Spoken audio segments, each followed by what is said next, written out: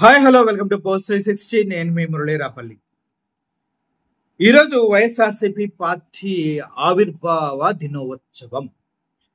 ఈ ఆవిర్భావ దినోత్సవం గత 14 సంవత్సరాల క్రితం జగన్మోహన్ రెడ్డి కాంగ్రెస్ పార్టీ నుంచి విడిపోయి ప్రజల్లోకి వెళ్ళి తన తండ్రి స్వర్గీయ వైఎస్ రాజశేఖర్ రెడ్డి గారికి నివాళిగా తను వైఎస్ రాజశేఖర్ రెడ్డి గారు మరణించిన తర్వాత ఎంతమంది అయితే గుండెలు పగిలేలాగా రోధించి చాలా మంది అసువులు పాయటం జరిగింది. వారిని అందరినీ ఓదార్చే సదుద్దేశంతో అప్పటి వరకు వెంటుండి గెలిపించుకున్న కాంగ్రెస్ పార్టీ అధిష్టానం కూడా నువ్వొద్దు, వెళ్ళొద్దు ప్రజల్లోకి, నీకు ఆ హక్కు లేదు, మేము ఇవ్వమంటే తన అన్నిటినీ వదిలేసి ఒంటరిగా నడక సాగించి ప్రజల్లోకి వెళ్ళి తన తండ్రి చనిపోయిన తర్వాత అసువులు బాసిన ప్రతి ఒక్కరిని పరామర్శించి స్టార్ట్ చేసిన పార్టీయే వైఎస్ఆర్ కాంగ్రెస్ పార్టీ.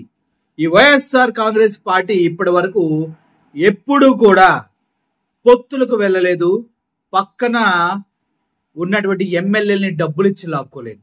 ఒకవేళ నీతి నిజాయితీకి మారురూపం ఏంటంటే వైఎస్ఆర్సీపీ కాంగ్రెస్ పార్టీ మాత్రమే. సింగిల్ గా పోటీ చేసి 151 స్థానాలు గెలుచుకున్న పార్టీ కూడా వైఎస్ఆర్సీపీ పార్టీ మాత్రమే.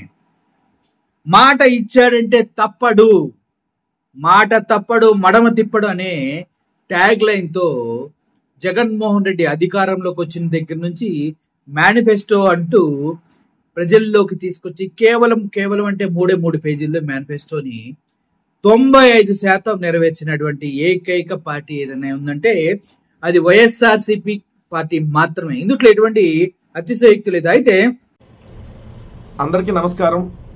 ప్రపంచవ్యాప్తంగా ఉన్నటువంటి వైఎస్ఆర్ కాంగ్రెస్ పార్టీ కార్యకర్తలకు, నాయకులకు, జగన్మోహన్ రెడ్డి గారి అభిమానులందరికీ వైఎస్ఆర్ కాంగ్రెస్ పార్టీ ఆవిర్భావ దినోత్సవ శుభాకాంక్షలు.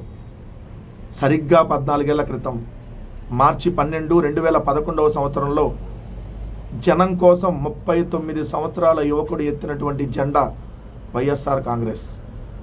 జనం గుండెల్లో నుంచి పుట్టినటువంటి పార్టీ వైఎస్ఆర్ కాంగ్రెస్ పార్టీ.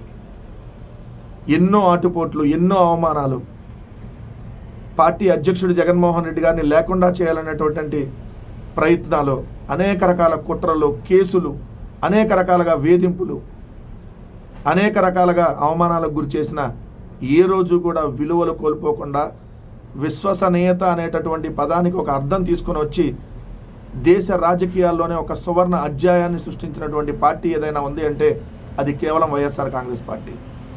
ఈ రాష్ట్రంలో మనం అనేక రాజకీయ పార్టీలను చూసాం. పార్టీలు పెట్టారు, మళ్ళీ దాన్ని విలీనం చేశారు, మంత్రి పదవులు అనుభవించారు, దాని తర్వాత రాజకీయాల నుంచి కనుమరుగైన చూసాం. అలానే కొంతమంది రాజకీయ పార్టీలు పెట్టారు, కనీసం ఎమ్మెల్యే కూడా అవ్వకపోతే ఆ ఎమ్మెల్యే అవ్వటం కోసం 10 జెండాలు మోసినటువంటి రాజకీయ పార్టీలను చూసాం. 45 ఏళ్ల రాజకీయ అనుభవం అని చెప్పుకొని ఇప్పటికీ సింగిల్గా అధికారంలోకి రాలేనటువంటి రాజకీయ పార్టీలు కూడా మన రాష్ట్రంలో చూసాం. అధికారం కోసం అనేక అడ్డదారులు తొక్కినటువంటి పార్టీలను మనం చూసాం.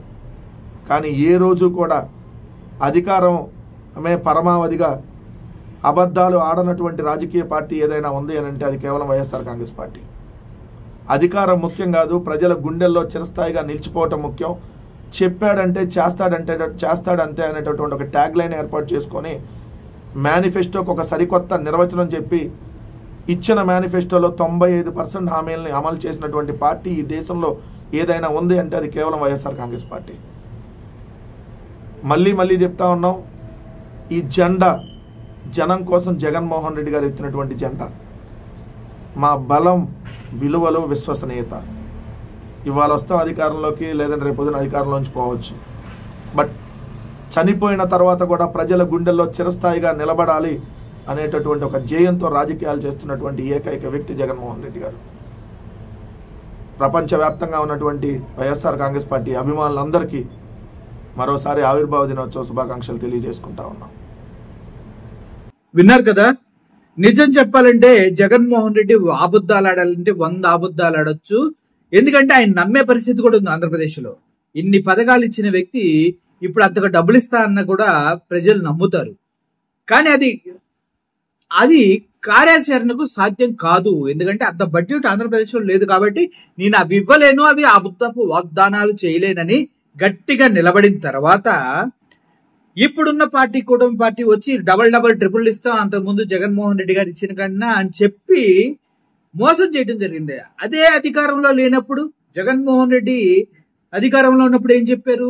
ఈ పథకాల వల్ల ప్రజలు సొమ్మరపోతులు అవుతున్నారు, ఈ పథకాల వల్ల ఉచితాల వల్ల ఆంధ్రప్రదేశ్ భవిష్యత్తు నాశనం అయిపోతుంది, మరో శ్రీలంకలా తయారవుతుంది అంటూ ఎవరైతే మాట్లాడారో వాళ్ళే వచ్చి వైఎస్ఆర్సీపీ పార్టీ విధి విధానాలని అప్పట్లో టార్గెట్ చేసి మాట్లాడినటువంటి సో కాల్డ్ నాయకులే ఎలక్షన్ టైం వచ్చేసరికి అంతకన్నా డబ్బులు ఇస్తాం, అంతకన్నా ఎక్కువ ఇస్తాం అంటే ప్రజలు కూడా పిచ్చోళ్ళని నమ్మేశారు. ఇప్పుడు ఏం జరుగుతుంది? ఒక్క పథకం కూడా ఇవ్వట్లేదు. అసలు కాసినిచ్చే దాంట్లో కట్టబెట్టుకోవడం అంటే ఇదే అంటారు.